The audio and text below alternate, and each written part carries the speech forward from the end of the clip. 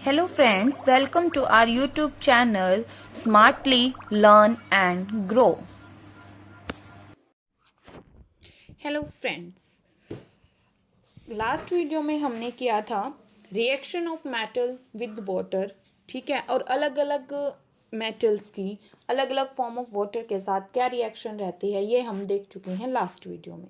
ठीक है, आज हम करने जा रहे हैं reaction of metal with acids. अभी हम केमिकल प्रॉपर्टीज कर रहे थे मेटल की, तो मेटल की अलग अलग रिएक्शंस थी। सबसे पहले हमने पढ़ा था एयर के साथ, आफ्टर दैट हमने किया था वाटर के साथ।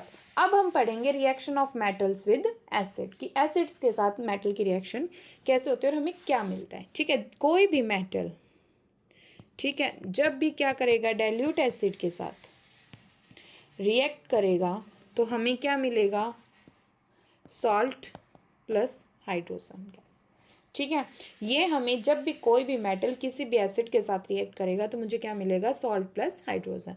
अब फॉर एग्जांपल, अब मैं इसमें एग्जांपल की बात करूं तो मेरे पास सबसे पहला एग्जांपल है आयरन। ठीक है, मेटल है, HCl यानी कि हाइड्रोक्लोरिक एसिड है। ठीक है, तो ये क्या बनाएगा, FeCl2 प्लस H2। ठीक है, सेम चीज़। अब नेक्स्ट क्या है, अगर मैं एल्यूमिनियम की बात करूं सेम एसिड के साथ लूं तो ये मुझे क्या देगा बना के, AlCl3 प्लस H2। ठीक है, तो जब भी कोई मेटल एसिड के साथ रिएक्ट करेगा तो सिंपल सी बात है वो मुझे क्या देगा, सॉल्ट प्लस हाइड्रोजन। उसके बाद नेक्स्ट रिएक्शन आती है मेरे पास reaction of metal with solution of other metal salt. किसी भी दूसरे मेटल सॉल्ट के साथ हमारा जो मेटल है वो कैसे रिएक्ट करेगा, यानी कि reaction of metals with solution of other metal salt. दूसरे मेटल का जो सॉल्ट होगा उसके साथ अगर मेरा कोई भी मेटल रिएक्ट कर रहा है तो वो मुझे क्या दे रहा है। ठीक है, कैसे रिएक्ट कर रहा है वो मुझे ये बताना है। तो अब कोई भी मेटल मान लीजिए ए है, मैंने कोई भी मेटल ले लिया, मान लिया ए है। ठीक है, वो किसी भी सॉल्ट सॉल्यूशन बी, किसी मेटल बी का सॉल्ट सॉल्यूशन है उसके साथ अगर रिएक्ट करेगा तो वो क्या बनाएगा, सॉल्ट सॉल्यूशन ए। मेटल ए का तो सॉल्ट सॉल्यूशन बना देगा और बाहर क्या निकाल देगा, जो मेरा सेकंड मेटल था वो, यानी कि मेटल बी। ठीक है, अब इसको हम एग्जाम्पल से समझते हैं। देखिए थोड़ा सा ध्यान दे के समझिएगा। ठीक है, देखिए एग्जाम्पल लेती हूँ मैं, कोई भी मैंने मेटल ले लिया, मान लीजिए मेरे पास है मेटल एक ए। ठीक है, ये ज़्यादा रिएक्टिव होना चाहिए आपका जो सॉल्ट मेटल है उससे, ताकि उसको वो रिप्लेस कर पाए। सेकंड मैंने ले लिया कॉपर का सॉल्यूशन, सॉल्ट सॉल्यूशन हो गया कॉपर सल्फेट। ठीक है, अब ये क्या बनाएगा, फेरस सल्फेट बना लेगा। ठीक है, और बाहर क्या निकाल देगा, कॉपर। अब इसी के अकॉर्डिंग अगर देखा जाए तो मेरे पास क्या है, ये क्या है, मेटल ए है। ठीक है, ये क्या है, सोल्ट सॉल्यूशन है बी का। ठीक है, बाहर क्या निकला, मेटल बी हो गया, क्योंकि इसमें बी क्या है, कॉपर है ना, ये चीज़ है। ठीक है, और ये क्या बन गया, सॉल्ट सॉल्यूशन ऑफ ए कौन था, Fe। ठीक है, समझ में आया इतना। तो ये था मेरे पास किसी भी मेटल का सॉल्ट सॉल्यूशन। अब नेक्स्ट आती है मेरे पास रिएक्टिविटी सीरीज। ठीक है, नेक्स्ट क्या आती है मेरे पास, रिएक्टिविटी सीरीज। चलो रिएक्टिविटी सीरीज को देखते हैं।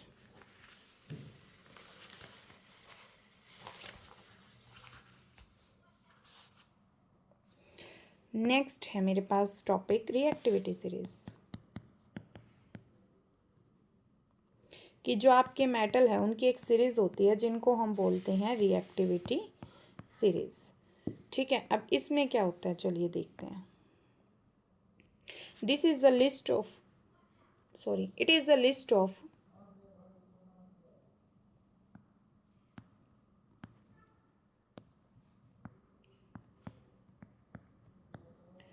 इट लगा लीजिए, दिस लगा, जो भी है, this is the list of metals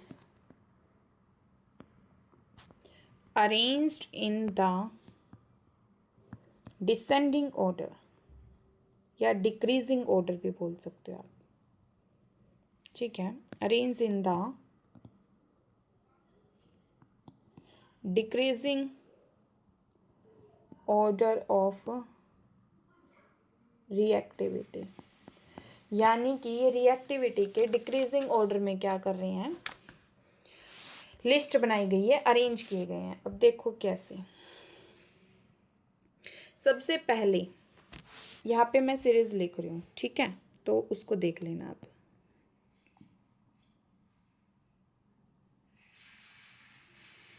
potassium,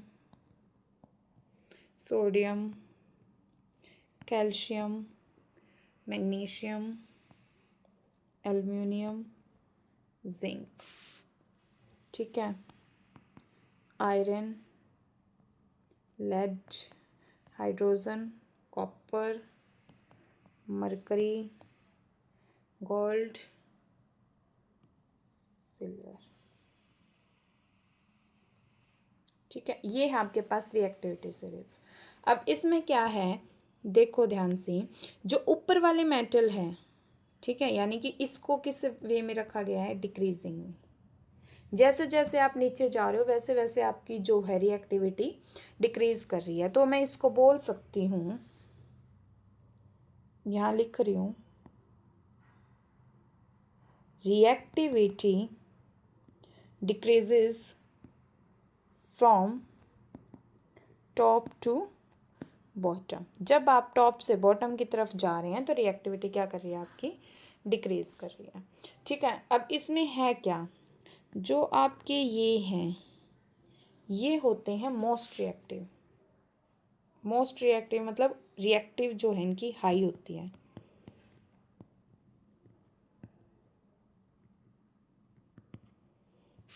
सबसे ज़्यादा ये दोनों होते हैं ऊपर वाले, ठीक है। उसके बाद टर्न आती है, नेक्स्ट आपके पास क्या आता है, iron.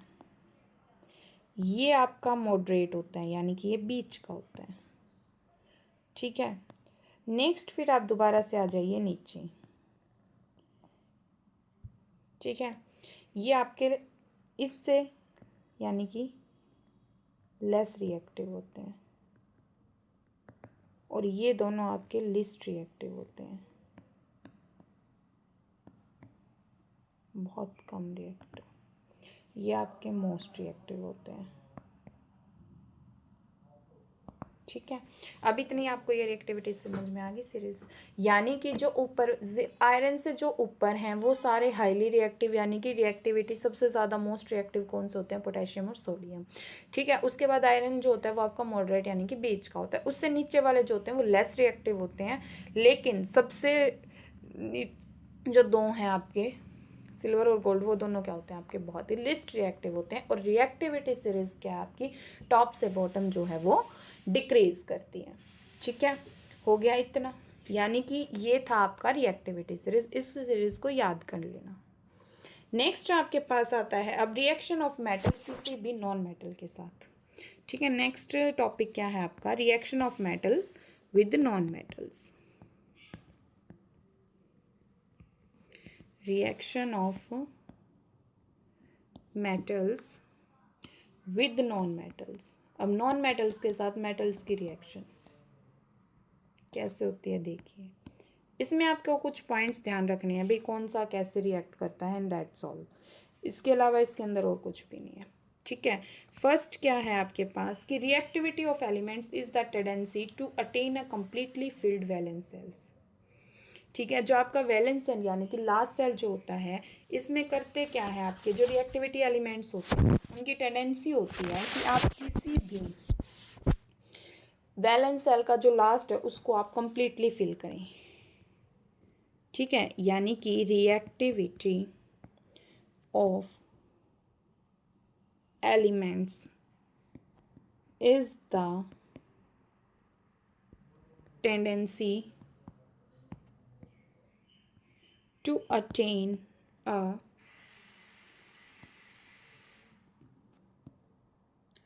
completely filled valence shell. यानी कि ये आपको कहना चाह रहा है कि जो भी एलिमेंट्स की रिएक्टिविटी होती है वो एक टेंडेंसी होती है क्या, कि जो आपका कंप्लीटली फिल्ड वैलेंस शेल है उसको अटेन करने की। मान लीजिए लास्ट ऑक्टेट आपको कंप्लीटली फिल करना है, अगर वहाँ पे एक की ज़रूरत है तो वो टेंडेंसी क्या है कि आप उसको 1 को कंप्लीट करो, आफ्टर दैट उसकी जो होगी वही क्या होगी, रिएक्टिविटी होगी। ठीक है, नेक्स्ट क्या है कि मेटल जो है वो lose electron from their valence shells to form cation. जो आपके मेटल होते हैं, ठीक है, क्या होते हैं, जो आपके मेटल्स होते हैं, यानी कि मेटल लूज इलेक्ट्रॉन, मेटल जो है इलेक्ट्रॉन को लूज करते हैं अपने वैलेंस सेल से। ठीक है, valence shell to form cation, और क्या बनाते हैं, कैटायन। ठीक है, यानी कि वो क्या करते हैं, एक इलेक्ट्रॉन को लूज करते थे। Cation means positive charge. ठीक है, और जो नॉन मेटल्स होते हैं वो इलेक्ट्रॉन को गेन करते हैं अपने वैलेंस शेल को कंप्लीट करने के लिए, तो वो क्या बनाते हैं, एनायंस। ठीक है, तो जो नॉन मेटल्स होते हैं, नॉन मेटल्स गेन इलेक्ट्रॉन, वो इलेक्ट्रॉन को गेन करते हैं अपने वैलेंस शेल के अंदर। ठीक है, टू फॉर्म एनायन, क्या बनाते हैं, और वो एनायन। यानी कि मेटल्स जो है, सबसे पहले उसने बताया था कि रिएक्टिविटी क्या है, किसी भी एलिमेंट की रिएक्टिविटी क्या होती है, उसकी टेंडेंसी होती है कि लास्ट जो वैलेंस सेल होता है उसको कंप्लीटली फिल्ड करें, अटेन करें, कैसे भी करो, चाहे लूज करके या गेन करके। जो मेटल्स होते हैं वो लूज करते हैं, और जो नॉन मेटल्स होते हैं वो इलेक्ट्रॉन को क्या कर लेते हैं, गेन कर लेते हैं। ठीक है, अब बारी आती है, इसके अंदर एक चीज़ आती है नेक्स्ट कि आयनिक कंपाउंड। आयनिक कंपाउंड क्या होते हैं या इलेक्ट्रोवैलेंट कंपाउंड क्या होते हैं। ठीक है, तो उसको मैं क्या बोल सकती हूँ, देखिए अब, the compound form by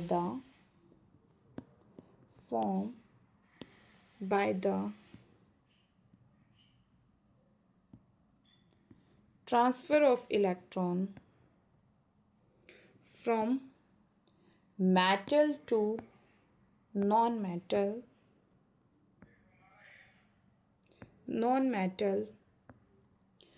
are called ionic compound। आप उनको क्या बोल देते हो, या तो आयनिक कंपाउंड बोलोगे या फिर इलेक्ट्रोवैलेंट कंपाउंड। ठीक है, अब देखो हमने है क्या इसके अंदर, हम मेटल और नॉन मेटल्स के बीच की रिएक्शन पढ़ रहे थे, तो इसके लिए मुझे रिएक्टिविटी का पता होना चाहिए। रिएक्टिविटी क्या थी कि किसी भी वैलेंस शेल को कम्प्लीटली फिल करना है। ठीक है, जो भी आपके पास मेटल या नॉन मेटल कुछ भी है उसको आप कम्प्लीटली उसके वैलेंस शेल को फिल करोगे। अब मेटल क्या करता है, अपने लास्ट वैलेंस शेल को कम्प्लीट करने के लिए कैटायन बनाता है, और नॉन मेटल एनायन बनाता है, यानी कि नेगेटिव चार्ज। ठीक है, तो ये पॉजिटिव चार्ज यानी कि लूज करेगा, गेन कर रहा है तो नेगेटिव चार्ज लेता है। तो अब इन दोनों में क्या हो रही है, एक्सचेंज हो रहा है ना, एक इलेक्ट्रॉन ले रहा है दूसरा दे रहा है, यानी कि जो कंपाउंड, फिर हमारे पास कुछ ना कुछ एक कंपाउंड बनेगा। जो कंपाउंड आपका ट्रांसफर ऑफ इलेक्ट्रॉन से, यानी कि कोई भी एक मेटल अगर दूसरे नॉन मेटल को इलेक्ट्रॉन का ट्रांसफर कर रहा है, तो उससे जो भी कंपाउंड बनता है उसको हम बोलते हैं आयनिक कंपाउंड या फिर इलेक्ट्रोवैलेंट कंपाउंड। ठीक है, तो इससे मेरा क्या बनेगा, आयनिक कंपाउंड बनेगा। अब कैसे बनता है, क्या होता है, ये हम करेंगे नेक्स्ट क्लास में। ठीक है, तो आज से आपको सारी वीडियोस, सारी क्लासेस अपडेट मिलेगी। डेली आपकी जो क्लास है वो यूट्यूब चैनल पर अपडेट कर दी जाएगी। ठीक है, अब साथ के साथ मैं नेक्स्ट जो है केमिस्ट्री का ये चैप्टर कंप्लीट करने के बाद नेक्स्ट मैं आपका फिजिक्स का चैप्टर स्टार्ट करने जा रही हूँ इसी के अंदर। ठीक है, तो If you like this video, please like, share and subscribe our YouTube channel Smartly Learn and Grow. Thank you.